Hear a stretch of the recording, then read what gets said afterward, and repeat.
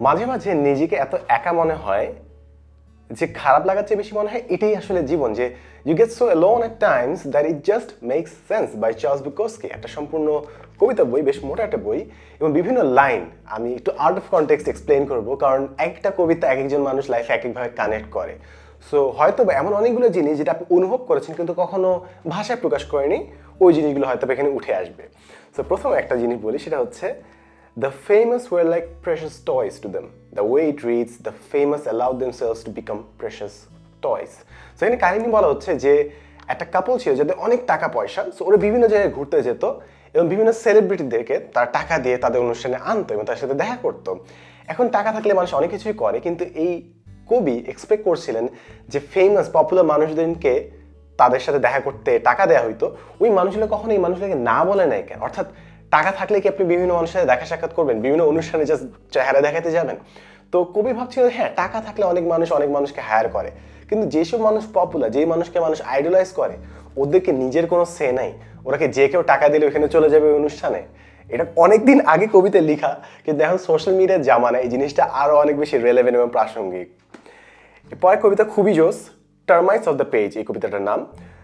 এখানে বলা হচ্ছে there is nothing that will put a person more in touch with the realities than an 8-hour job.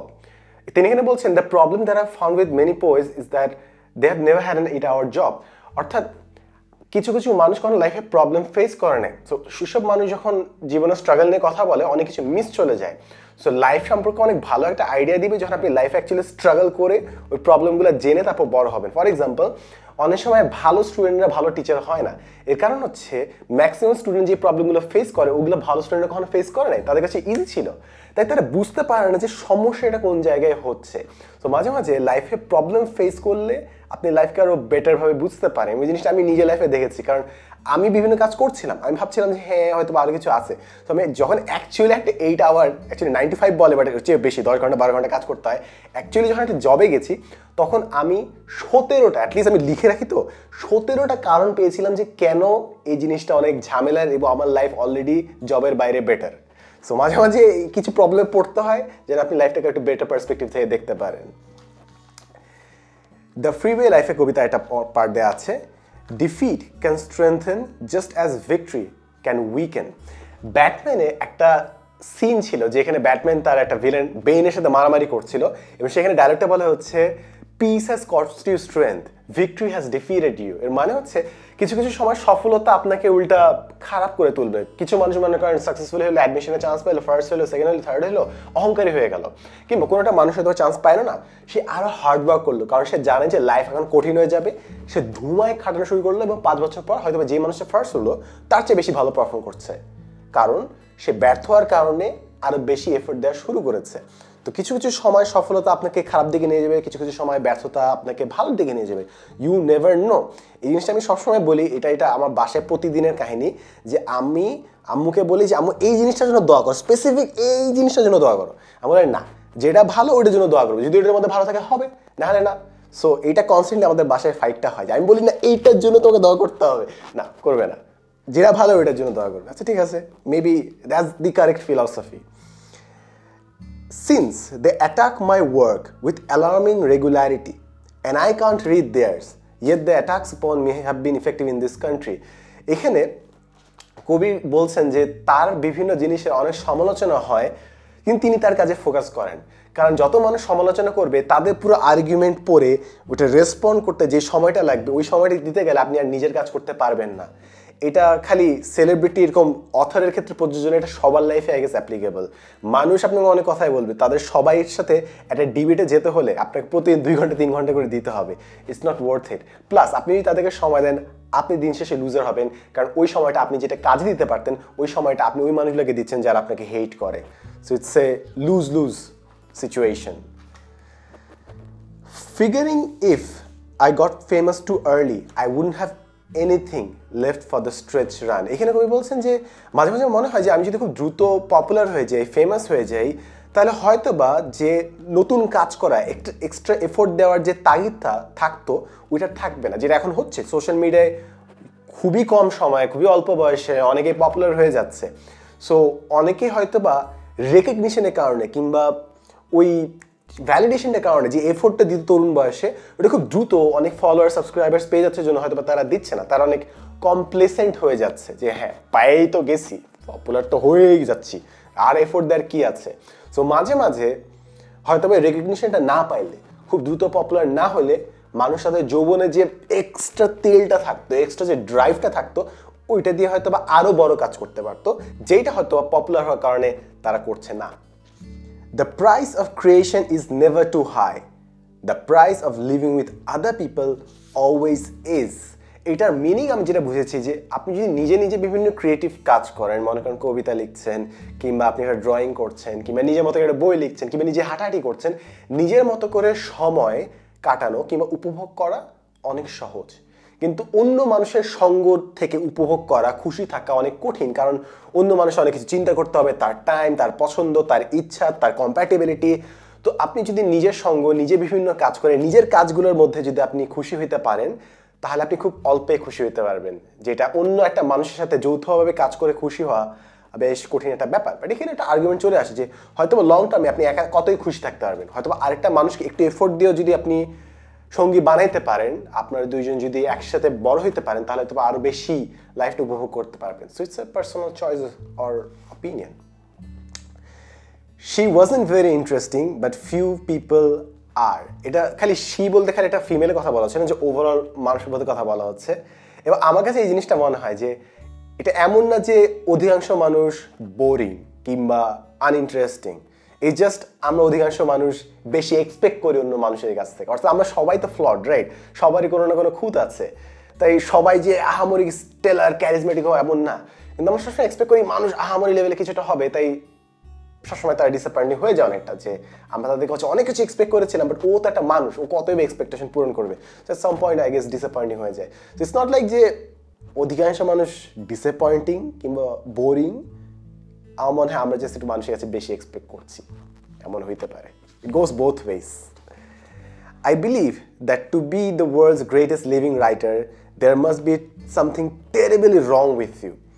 এখানে কবি বলছেন যে পৃথিবীর সবথেকে ভালো রাইটার হইতে হলে কিংবা ক্রিয়েটিভ পার্সন হইতে হলে, সবথেকে ভালো পপুলার ক্রিয়েটিভ রাইটার হইতে হলে আপনার মধ্যে কোনো ঝামেলা আছে।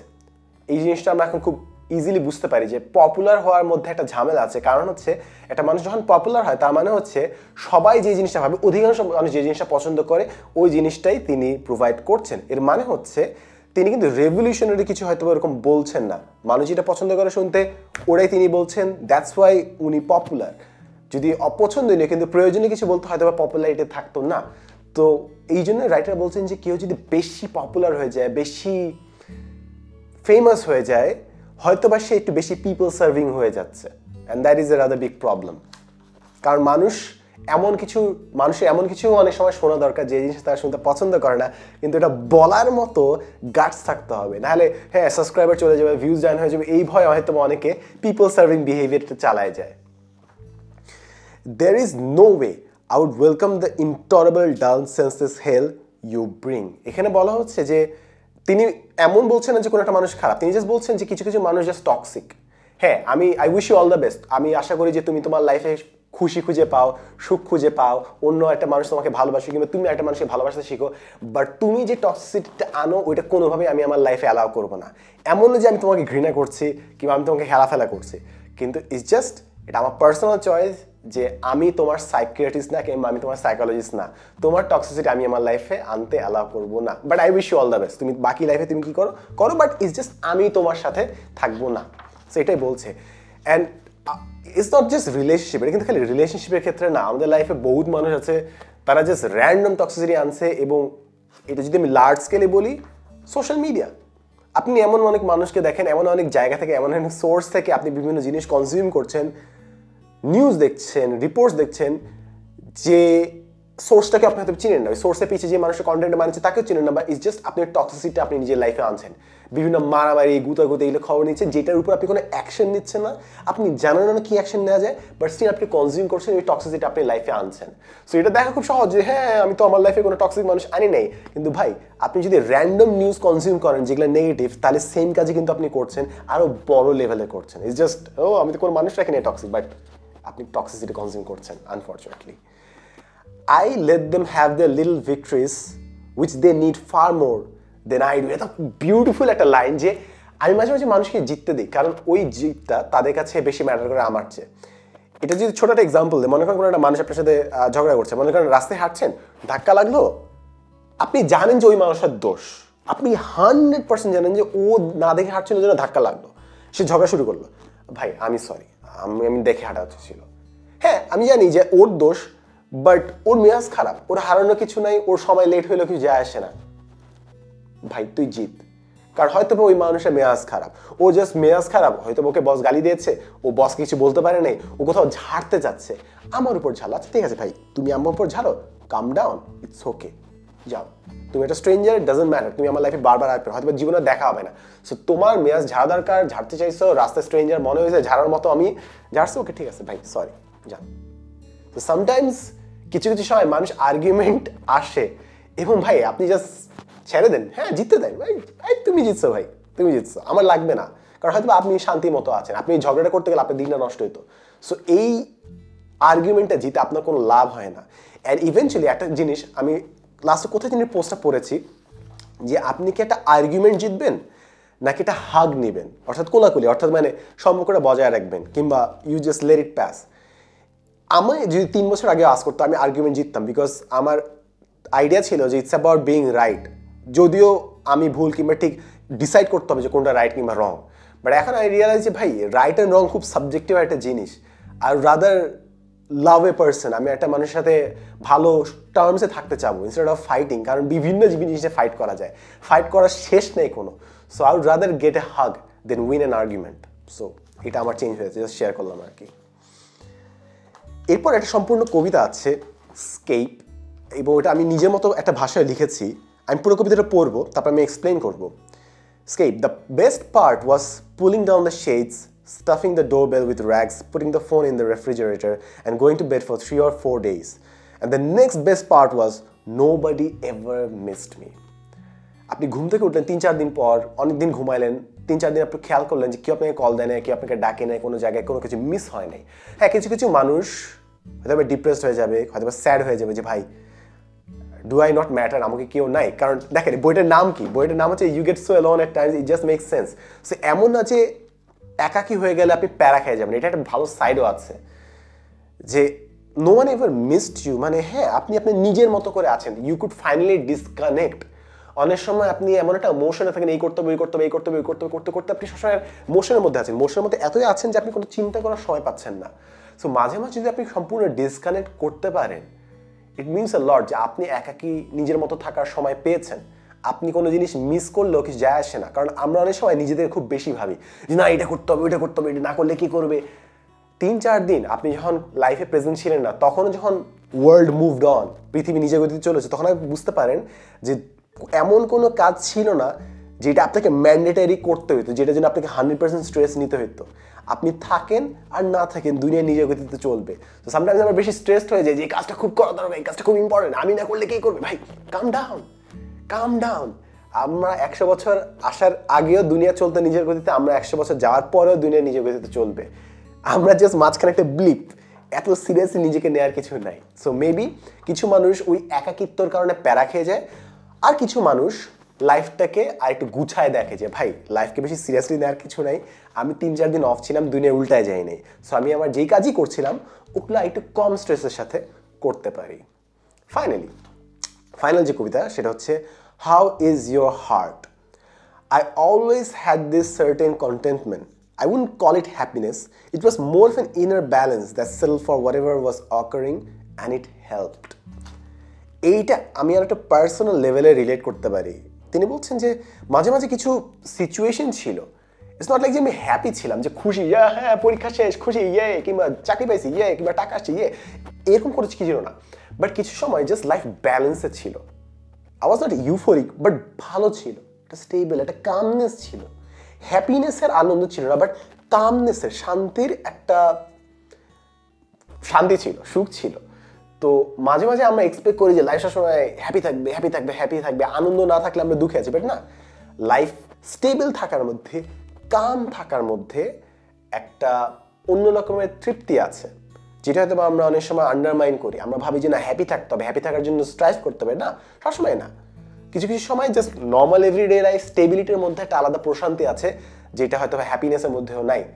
এর কারণ হচ্ছে হ্যাপিনেস স্পাইকে আসে, হঠাৎ করে কোনো একটা ঘটনাগুলো আসলো, বাট ম্যাক্সিমাম টাইম আপনি নিউট্রাল মোডে থাকবেন। কিংবা অনেকে এই কামনেসটাকে হ্যান্ডেল করতে পারে না, তার এই কামনেসটাকে মিস ইন্টারপ্রেট করে হচ্ছে বোর্ড হয়ে গেছি, বোরিং। তারা ভাবে যে সবসময় তাদেরকে অ্যাকশনে থাকতে হবে, বাট হয়তো বা না, আপনি সবসময় এই ইমোশনটাকে বোরিং হিসেবে, বোর্ডম হিসেবে আইডেন্টিফাই করতে করতে গিয়ে আপনি সময়টাকে এনজয় করতে পারছেন না, সলিটিউডটাকে এনজয় করতে পারছেন না। সো ভাই সবসময় অ্যাকশনে থাকতে হবে না, মাঝে মাঝে জাস্ট কিছু না করে থাকার মধ্যে একটা প্রশান্তি আছে, একটা আনন্দ আছে। কিন্তু ওই যে সবসময় একটা স্প্রিং এর মধ্যে থাকার কারণে মানুষ এই জিনিসটা মিস করে যায়। স্পেশালি এই জিনিসটা আমি অনেক বেশি রিলেট করতে পারি কিংবা আমি অবজার্ভ করি, কারণ মেডিটেশনের বিভিন্ন জিনিস শেখার পর কিংবা আপনার অ্যাওয়ারনেস ইনক্রিজ করার পর আপনি এই জিনিসগুলো অনেক বেশি উপভোগ করতে পারেন, যেটা আগে কখনো আমি খেয়াল করি নাই। তাই এই কবিতার সাথে আমি এক্সট্রা লেভেলে রিলেট করতে পেরেছি। সো এই ছিল হচ্ছে overall you get so alone at times that it just makes sense. এখানে আরও অনেকগুলো কবিতা আছে, অনেক ডিফারেন্ট অ্যাসপেক্ট নিয়ে, এবং আপনি যদি কবিতা বইটা পড়েন, I am not recommending anything. কবিতার বই আমি বলবো না আপনাকে পড়তে হবে, কারণ আপনি যদি কবিতা পড়ার জন্য রেডি না থাকেন আপনি পড়ে ভালো লাগবে না, উল্টা আপনি বিরক্ত হবেন এবং কখনোই আপনি কবিতা পড়বেন না এই সংকল্প করবেন। আমি বলছি না আপনাকে কবিতা পড়তে হবে, বাট যদি পড়েন হয়তো আপনি আরও ডিফারেন্ট কনটেক্সটে শিখবেন। এবং আমাকে তো এই জিনিসটা বেশি ভালো লাগে কারণ আমি নিজে একাকী সময় কাটাতে বেশি পছন্দ করি। সো এখানে অনেকগুলো কথা ছিল যেগুলো আমি পার্সোনালি রিলেট করতে পারি কিংবা আমি নিজে সামনে দেখেছি, তাই হয়তো আমি এরকম ভূয়সী প্রশংসা করছি। এবং কবিতার খুবই একটা উইয়ার্ড কিংবা ইউনিক পার্ট হচ্ছে এই সেম কবিতার বই আমি যদি 3 বছর আগে পড়তাম, অধিকাংশ জিনিস আমার মাথার উপর দিয়ে যেত, কারণ এগুলো জিনিসের অ্যাওয়ারনেস আমার ছিল না। হয় না অনেক সময় যে কোনো নতুন জিনিস আপনি দেখলেন, এরপর আপনি চিন্তা করেন যে আরে আমি গত পুরো লাইফে এই কাজটা কেন করি নাই। ফর এক্সাম্পল, ঘুমানোর আগে পারফিউম ইউজ করা কিংবা সেন্ট ইউজ করা, তাহলে পুরো ঘুমটা বেটার হয় আরও। আমি ভাবলাম যে ভাই এটা তো সিম্পল হ্যাক, আমি যে পারফিউম বাসা থেকে বের হওয়ার আগে দিতাম ওটা জাস্ট 2 মিনিটে চলে যেত, বাট আমি ঘুমানোর সময় যদি আমার বিছানায় যাওয়ার সময় যদি ইউজ করি পুরো রাত আমার ঘুমটা আরও বেটার হয়। এই জিনিসটা আমি সারা লাইফ করি না কেন? সো লাইফে এরকম অনেকগুলো জিনিস থাকে যেগুলো নিয়ে আপনি অ্যাবসলিউটলি আনঅ্যাওয়্যার, আপনি জানেন না যে আপনার লাইফে আছে। ফর এক্সাম্পল, আমাদের সবার একটা মুডের সাইকেল আছে, ইটস নট পিরিয়ডস, মেয়েদের পিরিয়ডস না, ইটস জাস্ট ওভারঅল মুডের একটা সাইকেল আছে। আপনি হ্যাপিনেস, তারপর স্যাড, হ্যাপিনেস, স্যাড, এরকম একটা সাইকেল আছে। আপনি যদি নিজে ট্র্যাক করেন, আপনি যদি খাতা কলমে লিখে রাখেন, তাহলে দেখবেন মাঝে মাঝে কোনো ঘটনা ছাড়া আপনার মুড কিন্তু সুইং হয়। মাঝে মাঝে ইউর জাস্ট ফিলিং স্যাড, আর মাঝে মাঝে কোনো কারণ ছাড়া ইউর জাস্ট ফিলিং হ্যাপি। এবং এটা একটা সাইকেল আছে, এইটা আমি কখনো বিশ্বাস করি না যে ভাই এইটা কি সম্ভব নয়, কোনো ঘটনা ছাড়া যে মুড চেঞ্জ হয়। বাট পরে যখন আপনি খাতায় লিখে রাখবেন আপনি নিজে অবাক হবেন যে আপনার মধ্যে এই জিনিসটা কাজ করে। হোয়াট চেঞ্জ ইজ জাস্ট আমি এটা নিয়ে অ্যাওয়ার ছিলাম না, আমি কোনো লিখে রাখি না কিংবা কোনো খেয়াল করি না। এখন যদি আমি খেয়াল করি, আমি জানি যে কোনো কারণ ছাড়া এখন আমি স্যাড হওয়ার সময় আসছে কিংবা এখন কোনো কারণ ছাড়া আমি হ্যাপি। সো এগুলো জিনিস নিয়ে অ্যাওয়ার হওয়ার অনেক মজার আসলে বিষয়। কিংবা স্বপ্ন, আমি আমার লাইফে কত কয়েক যুগ স্বপ্ন কোনো খেয়ালই করি না। এখন যখন আমি স্বপ্ন খেয়াল করি আমি যে হোয়াট দ্য হেল ম্যান, আমি আমার লাইফে যে জিনিসগুলো, যে ইমোশনগুলো আমি সাপ্রেস করার চেষ্টা করছি, ওই ইমোশনগুলো আমার স্বপ্নের মধ্যে আমাকে বারবার দরজা করা নক করে যে এই ভাই তুমি আমাকে ইগনোর করতেছো, give me some time, let's figure this out. যেরকম কয়েকদিন ধরে আমি বিভিন্ন সাফোকেশনের স্বপ্ন দেখছি, এর কারণ হচ্ছে আমার নাক বন্ধ, ঠিক আছে, আক্কেল দাদু হচ্ছে নাক বন্ধ, আমি ঠিক মতো শ্বাস নিতে পারছি না, ওই জন্য ওই জিনিসটা বারবার আমার স্বপ্নে আসে যে আমি দম নিতে পারছি না, ইটস জাস্ট নাক বন্ধ তাই। So that's it. সো অনেক কিছু বলে ফেলেছি। আমার খুব একটা জিনিস আমি খুব এক্সাইটেড, সেটা হচ্ছে আমি একটা ভিডিও বানাবো যে কিভাবে একাকী সময় কাটাতে হয়। কারণ এটার জন্য আমি কিছু থাকে ভিডিও, বুঝছেন, মনে হয় যে আমি খুব এফোর্ট দিয়ে বানাবো এবং অনেক সুন্দর করে বানাবো, পারফেক্টলি বানাবো, যেন 50 বছর 100 বছর পরে জিনিসটা রেলেভেন্ট থাকে। কিন্তু পারফেক্টলি বানাইতে যে ভিডিওটা বানাইতে অনেক সময় লাগে, অনেক সময় বানানোই হয় না। আমি জাস্ট এখানে ভিডিওতে অ্যানাউন্স করে রাখলাম যেন আমি বানাই। So yeah, that's about it. আরেকটা লাইফের আরেকটা জিনিস বলে শেষ করি, আরেকটা জিনিস আমি খুবই এনজয় করছি, সেটা হচ্ছে সকালবেলা ঘুম থেকে উঠে হাঁটাহাঁটি করা। Absolutely phenomenal staff. অন্য কেউ লাগবে না, আপনি জাস্ট নিজে একাকী হাঁটতে বের হন, কুয়াশার মধ্যে হারায় যাবেন যদি আপনি এরকম জায়গা থাকে। That's absolutely fun. So yeah, ইনশাআল্লাহ দেখা হবে পরবর্তী বছরে। As always, thanks for watching.